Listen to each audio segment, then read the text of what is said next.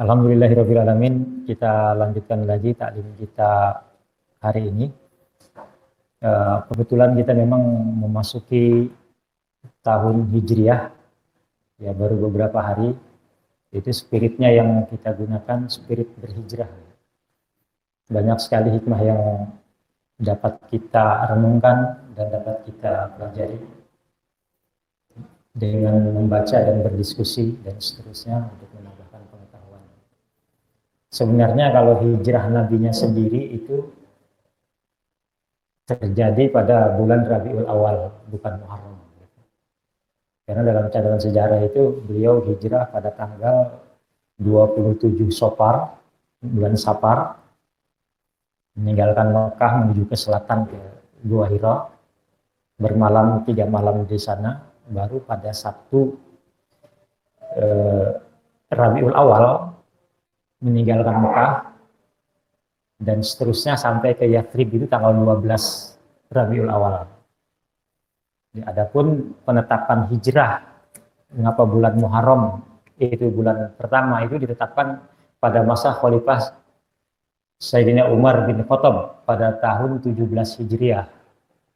Di situ ketika ada kesulitan menetapkan tanggal, ada surat dari gubernur Abu Musa al-Asy'ari, kemudian bingung nih tahunnya kapan, gitu. Di kesulitan karena Islam semakin luas wilayahnya, sementara tahun kita belum punya tahun.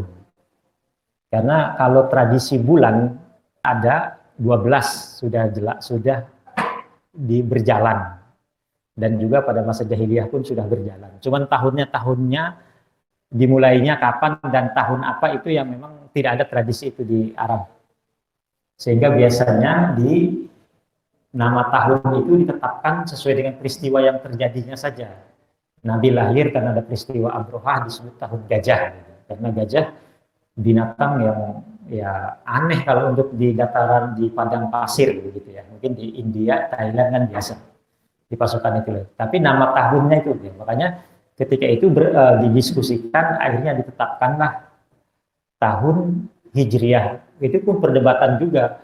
Pertama itu tahunnya itu mau tahun yang ditetapkan tahun pertama itu tahun apa? Ada yang ingin Rabiul Awal kelahiran Nabi, ada yang ingin kematian Nabi.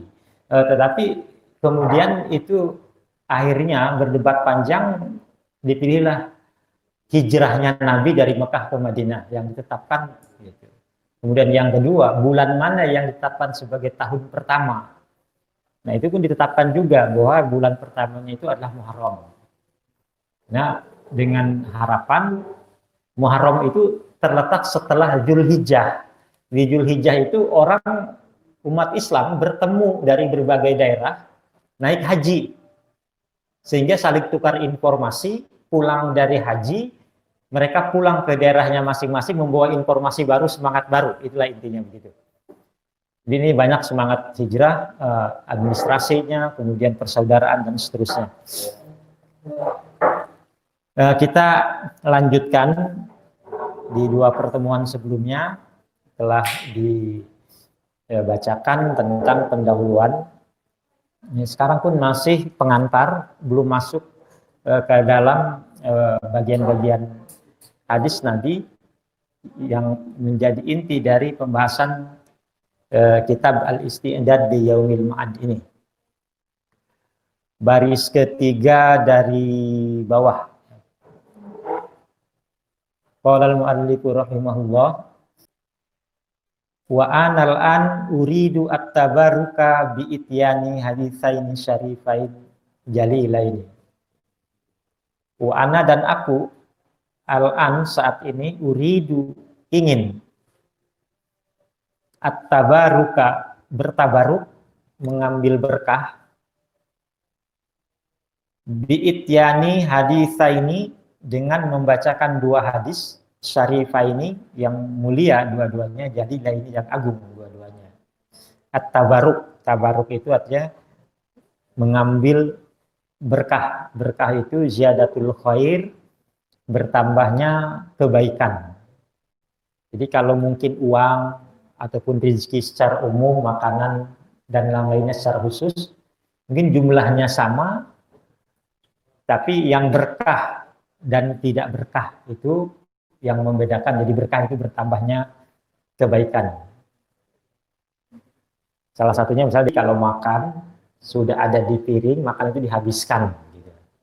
Karena kata Nabi tidak tahu kita berkahnya itu ada di mana. Gitu. Di bagian-bagian makanan itulah ada yang keberkahan. Jangan makan itu dibuang sia-sia. Ya agung sekali sebenarnya ajaran-ajaran yang disampaikan oleh Nabi. Ya, kita seperti banyak makan di orang hajatan, prasmanan ngambil sebanyak-banyaknya gitu. Akhirnya nggak habis. Itu bukan tindakan yang Islami sebenarnya. Ngambil boleh saja silahkan asal habis gitu. Nah di sini tabaruk mengambil berkah sebelum menguraikan hadis satu demi satu yang ditulis oleh Ibnu Hajar, maka Syekh Nawawi membacakan hadis, dua buah hadis yang beliau tulis sebagai pengantarnya. Al-fal hadithul awalu, maka hadis yang pertama, ajazani, telah mengijazahkan kepadaku, bihi terhadap hadis, al-allamah, orang yang sangat alim. Alamah itu bentuk sigat mubalaghah dari alim. Kalau alim artinya orang yang mengetahui, ilmuwan. Tunggal. Kalau jamaknya ulama. Walaupun pernah saya disebutkan, ya ulama dalam bahasa Indonesia itu tunggal juga di kamus baku gitu ya. Tapi kalau dalam bahasa Arab sendiri, ulama itu jamak, lebih dari dua. Kalau satu namanya alim, disebutnya orang yang mengetahui. Nah, al-alamah itu sigat mubalaghah. Di sini artinya orang yang sangat alim gitu. Jadi dari bentuk alim jadi alamah. Siapa as-Syekh? Syekh Muhammad Al-Khatib As-Sami. Muhammad Al-Khatib. Syekh ini ya orang tua atau yang dituakan. Di senioritas, senior karena ilmunya, senior juga karena biasanya usianya orang dipanggil kalau di Arab ya Syekh kepada yang lebih tua atau kepada orang yang dihormati. Muhammad Al-Khatib As-Sami, ya berasal dari Syam, Syria. Kalau dulu yang namanya Syam atau Levant itu tidak hanya Syria sebenarnya. Syria, Lebanon, kemudian Palestina, Jordan. Yang 4 negara ini yang masuk ke Syam. Gitu. Summal Madani. Kemudian Al-Madani, As-Sami Al-Madani. As-Sami artinya orang Syam, Al-Madani, kemudian Al-Madani pindah ke Madinah. Di As-Syam orang Syam, Al-Madani orang Madinah. Al-Hambali, mazhabnya Hambali. Wahwa, siapa yang telah menijazahkan kepada Syekh Nawawi ini, yaitu bin Utsman. Wahwa ibnu Utsman, jadi putra Utsman bin Abbas, putra Abbas bin Utsman, putra Utsman an-Masayikhihi, dari guru-gurunya, masayikh jamak dari syekh, muttasilan yang bersambung ila Abi Dzaril Ghifari, kepada Abi Dzar Al-Ghifari radhiyallahu anhu, semoga Allah ridho anhu kepadanya, an Rasulillah sallallahu alaihi wasallam, dari Rasulullah sallallahu alaihi wasallam, fima yarwihi, dari apa-apa yang meriwayatkan Nabi hinya kepada ma robihi, dari Tuhannya Nabi sallallahu alaihi wasallam. Qala ta'ala, berfirman Allah Ta'ala, tadi maksud di sini ada hadis qudsi. Sebagaimana kita tahu kalau bicara hadis tentu ada yang disebut dengan hadis ini ya hadis pada umumnya mengacu kepada Nabi, baik itu qauli, hadis qauli artinya hadis yang diucapkan, ataupun hadis fi'li, tidak diucapkan oleh Nabi tetapi dilakukan. Yang ketiga juga ada hadis takriri, hadis yang ditetapkan oleh Nabi, artinya seseorang berbuat sesuatu diketahui oleh Nabi, Nabi tidak menegurnya, berarti itu kan boleh. Gitu. Seperti yang Ada karena Nabi tidak melakukan, tidak memerintahkan, tapi juga diam. Ada yang bahkan ada yang spesifik, misalnya seperti kalau kita di grup kita kemarin itu yang dom, yang kadal gurun gitu ya. Itu termasuk ada ketika disajikan daging itu, daging kadal itu, Nabi mengatakan ini daging apa? Daging dom. Ya, kata Nabi, aku berasal dari masyarakat yang tidak biasa mengkonsumsi daging ini. Artinya di kebiasaan masyarakat Nabi di lingkungannya, beliau tidak biasa memakan kadal itu. Tetapi mempersilahkan orang untuk memakannya. Artinya kan halal gitu, kalau yang suka. Tapi berbeda sekali dengan yang kalau biawak yang di kita gitu. Itu banyak sekali perbedaannya. Kalau biawak itu biawak ke padang pasir. Itu yang dari Nabi. Kemudian ada juga yang disebut dengan hadis qudsi. Kalau hadis qudsi ini firman Allah diriwayatkan oleh Nabi, tapi tidak ada dalam Al-Quran. Nanti ada perbedaan dengan Al-Quran. Kalau firman-firman Allah yang ada di dalam Al-Quran itu at-ta'abud bitilawati, membacanya itu bagian daripada ibadah yang disebutkan satu hurufnya sekian sampai 10 kebaikan dan seterusnya begitu. Jadi kalau ini kan bukan bagian dari hadis Nabi, sehingga bukan bagian dari Al-Quran, sehingga redaksinya pun ada riwayat A, redaksinya kadang berbeda dan seterusnya sama dengan hadis. Nah ini maksud sini ada kalau Allah Ta'ala berfirman, Allah Ta'ala maksudnya ada hadis qudsi yang diriwayatkan oleh Nabi.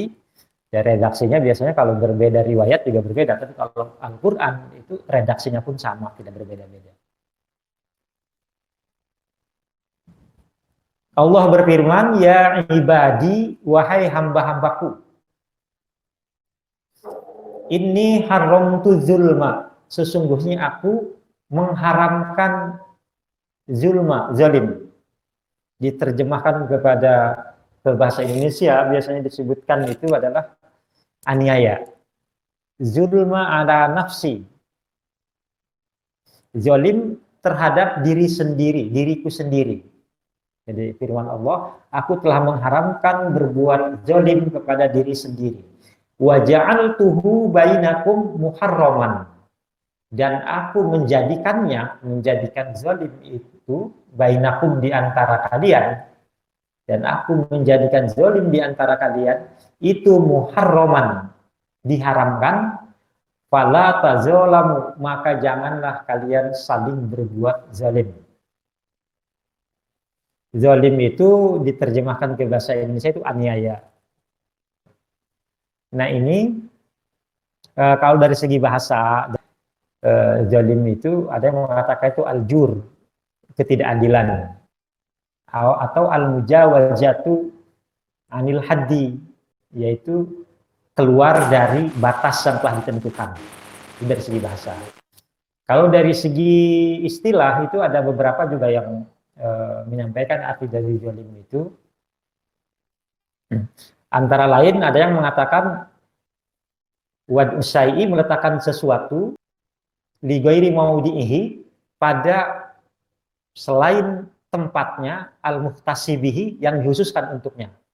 Ada juga yang mengatakan itu at-ta'adi anil haqqi ilal batil, yaitu penyimpangan dari hak terhadap kebatilan.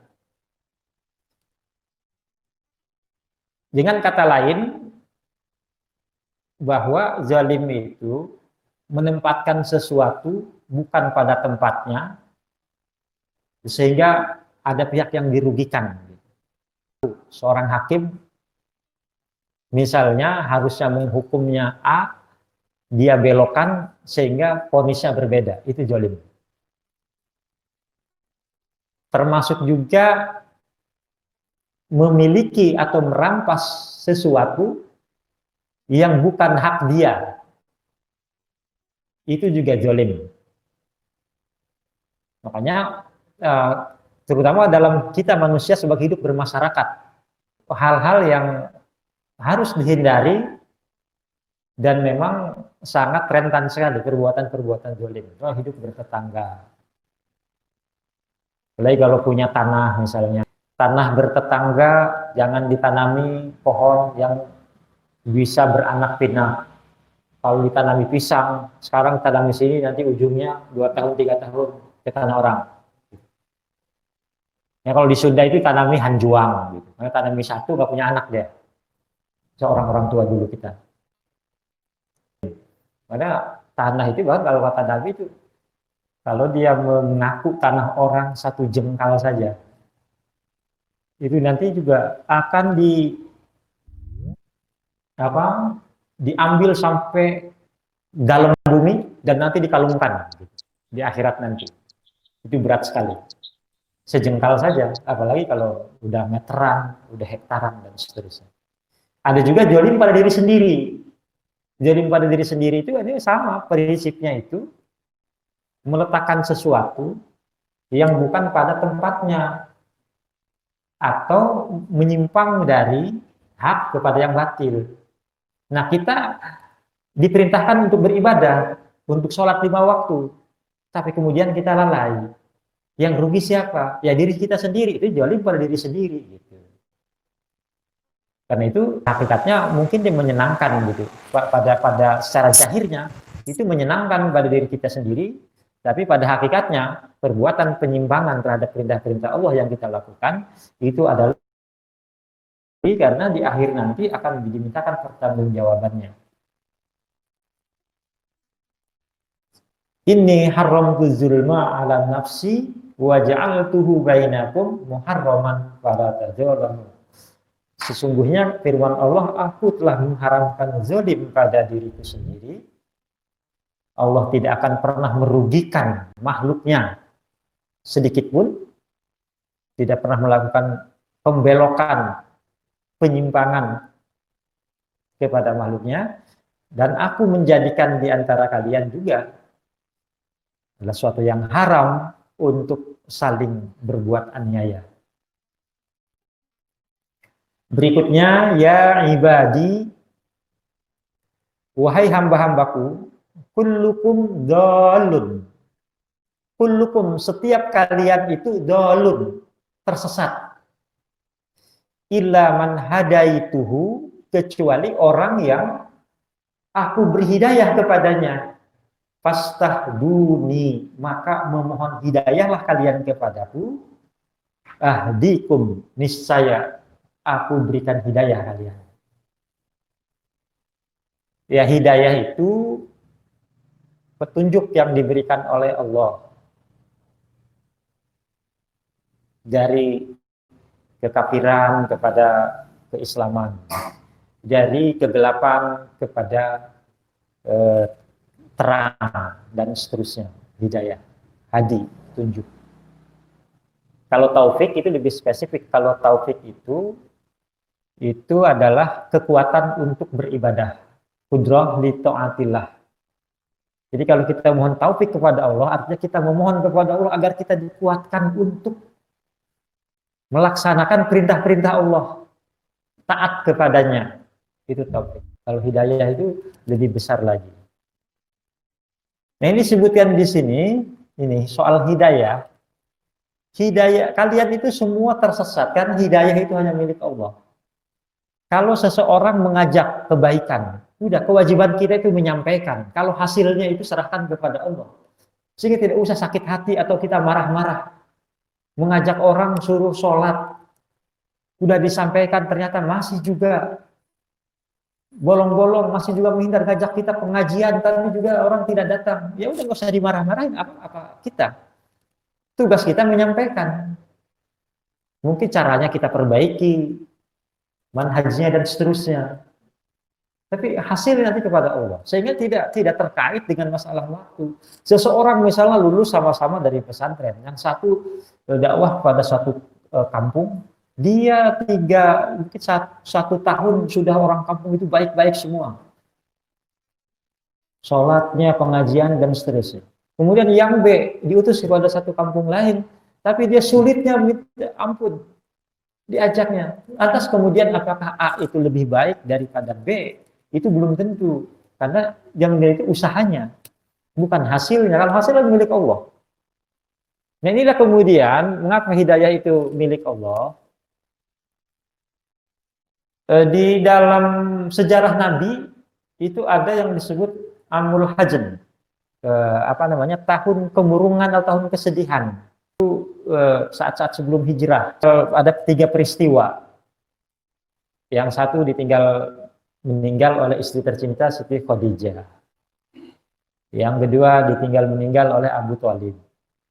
Yang ketiga peristiwa di Taif, karena beliau datang ke Taif dengan harapan karena banyak kerabat, banyak orang akan diberikan kebaikan, tetapi yang ketika datang ke Taif malah dilempari gitu, sampai berdarah-darah. Nah itu salah satunya ada Abu Thalib. Nah ini ketika Abu Thalib mau meninggal, Nabi juga datang ke sana. Tapi ternyata di sana itu juga datang udah ada Abu Jahal dan tokoh-tokoh Quraisy lain. Nabi berkeinginan Abu Thalib itu mengucapkan syahadat. Tapi kemudian turun ayat Al-Quran, Al-Qisas ayat 56. A'udzubillahi minasyaitonirrajim. Innaka la tahdi man ahbabta. Walakinnallah yahdi may yasha. Innaka, sesungguhnya kamu Muhammad, la tahdi man ahbabta, tidak bisa memberikan hidayah kepada orang yang kamu cintai. Walakinnallah, akan tetapi Allah lah yahdi, yang memberikan hidayah may yasha kepada orang yang Dia kehendaki. Makanya kembali kepada kita sebenarnya, bersyukurlah kita mendapatkan hidayah Islam ini. Kalau berdasarkan keilmuan, ilmu kita itu seberapa sih? Al-Quran tidak hafal. Jangankan 30 juz, mungkin 1 juz juga kita nggak hafal. Tapi kita masih mendapat Islam. Bandingkan dengan orang-orang orientalis, jangankan Quran hafal, banyak hadis pun. Kutubus Sittah, misal 6 kitab hadis yang tebal-tebal mereka hafal. Tapi karena belum hidayah, yang mereka bisa masuk Islam gitu. Jadi karena ini hidayah ini dari Allah. Tidak berbanding lurus dengan keilmuan.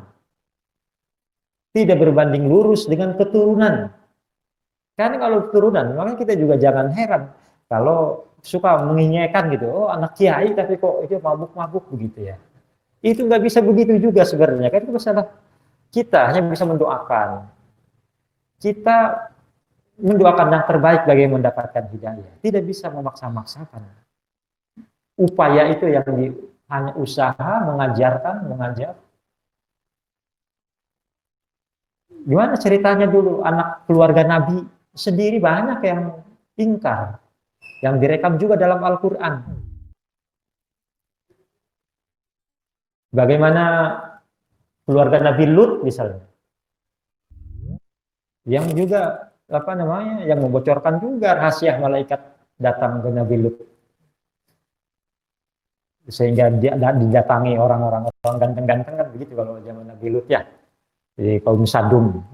Juga Nabi Ibrahim, bagaimana bapaknya ingkarnya kepada Allah. Bukan hanya tokoh penyembah berhala, bahkan beliau pun pembuat berhala sendiri. Bagaimana juga putranya Nabi Nuh. Kalau orang-orang dikumpulkan mau naik ke kapal, tapi putranya nggak mau. Sehingga direkam dalam Al-Quran, ketika mau tenggelam begitu, semua terkena air dipanggil-panggil, ya bunayyarkam ma'ana, wahai anakku, irkam ma'ana, naiklah ke kapal ini bersama kami. Tapi tidak mau anaknya itu, masih ingin berenang menggapai gunung yang dia kira tidak terkena air, dan seterusnya. Kalau keluarga Nabi saja banyak yang tidak mendapatkan hidayah, maka jangan heran juga kalau orang-orang kita masih ternyata ada yang begini, ada yang begitu. Yang penting kita perkuat upaya untuk diri kita sendiri, untuk keluarga, untuk lingkungan. Kewajiban kita menyampaikan, ya hasilnya diserahkan kepada Allah sambil berdoa. Kullukum dhalun illa man hadaituhu fastahduni ahdikum. setiap kalian adalah sesat kecuali aku yang memberikan hidayah. Karenanya fastahduni, bermohon hidayahlah kepadaku, ahdikum, maka aku berikan hidayah kalian. Berikutnya itu kullukum ja'iun illa man at'amtuhu fastat'imuni ut'imkum. Kullukum, setiap kalian ja'iun adalah lapar, illa man at'amtuhu, kecuali orang yang aku beri makan. Fastat'imuni, maka memohon makanlah kepadaku, ut'imkum, pasti aku berikan makan kalian. Setiap kalian adalah lapar, kecuali yang aku beri makan, nanti aku kenyangkan. Oleh karena itu, mohonlah makanan kepadaku, mohonlah kenyangkan kepadaku, maka aku akan berikan makanan itu. Ini kan soal termasuk secara luas itu rezeki gitu ya. Artinya dicukupkannya itu oleh Allah. Soal makanan, orang kaya, orang miskin sebenarnya perutnya sama juga. Gitu. Dan kalau soal kenikmatan, itu juga adanya di masing-masing orang, tidak terkait dengan fasilitas.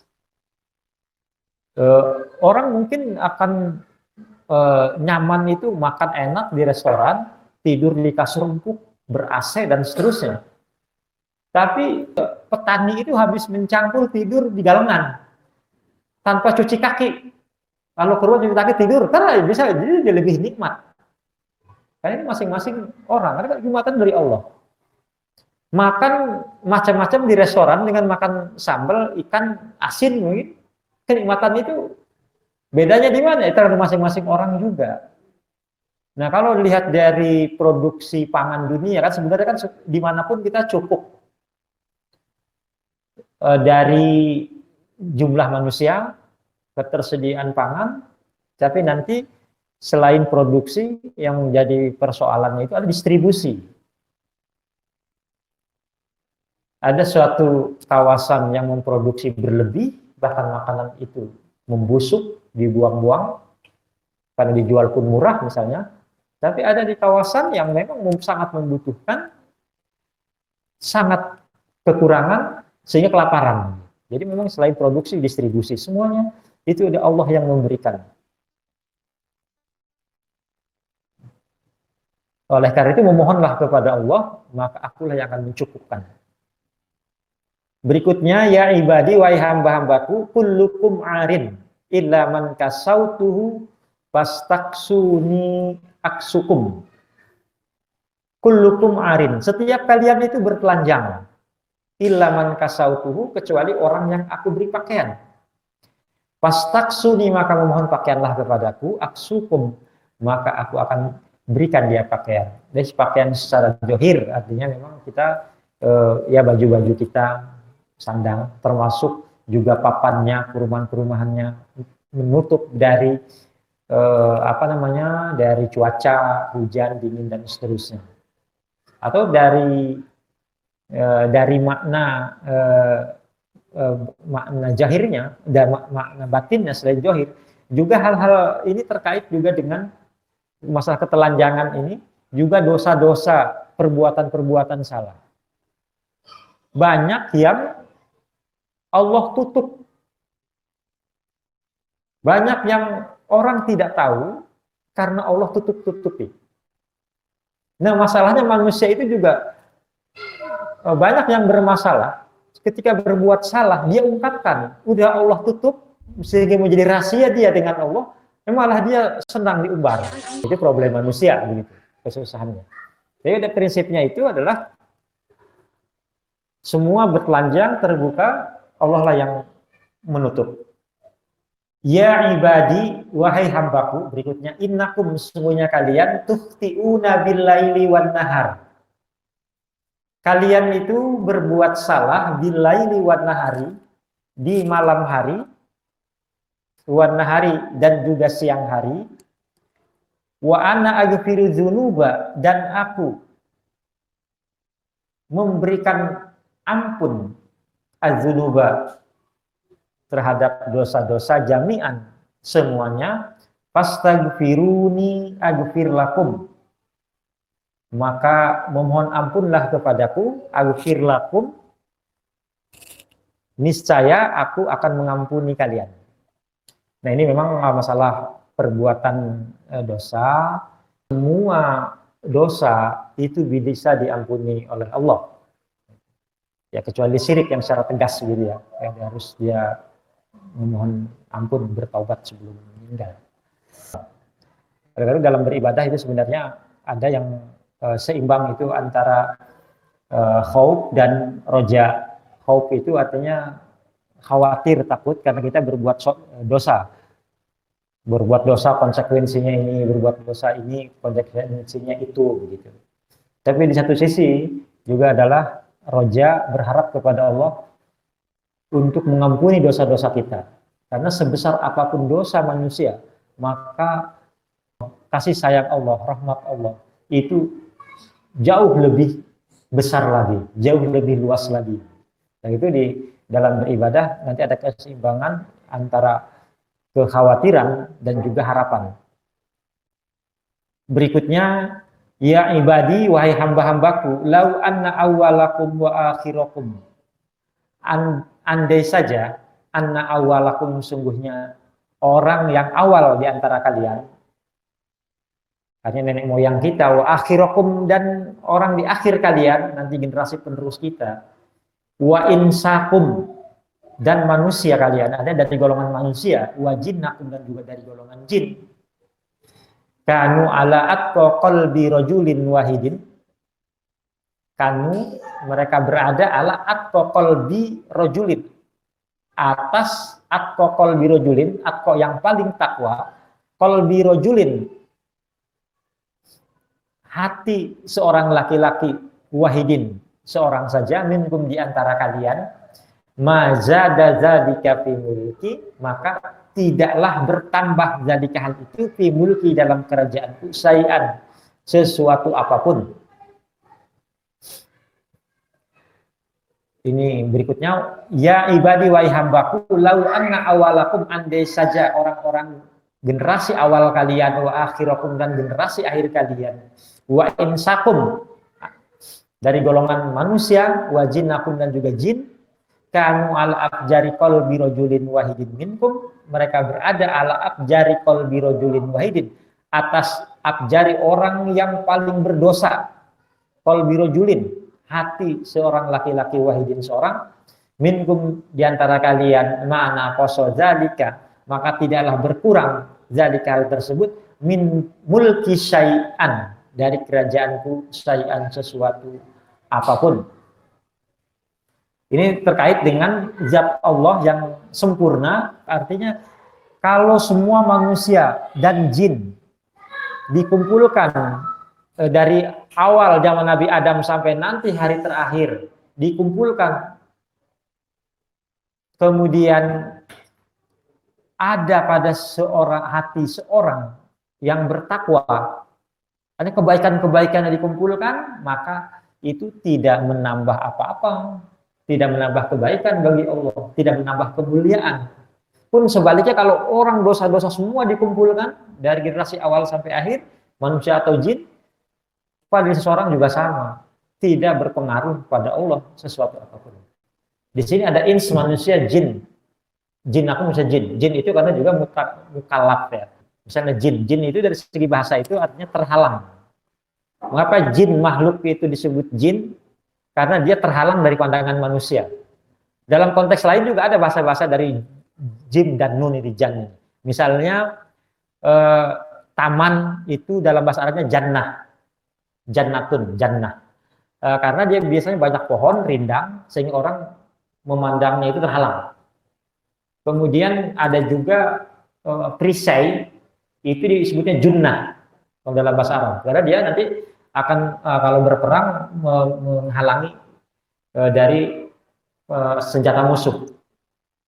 Bahkan orang gila itu disebut dalam bahasa Arab itu junun, karena dia pikirannya terhalang dari kewarasan gitu. Dan itu banyak bahasa Arab sekali diputar-putar satu kata ini artinya ini gitu, di tasrif maupun di nanti ada mustaq pengambil kata. Jadi mengapa dipanggil dia jin?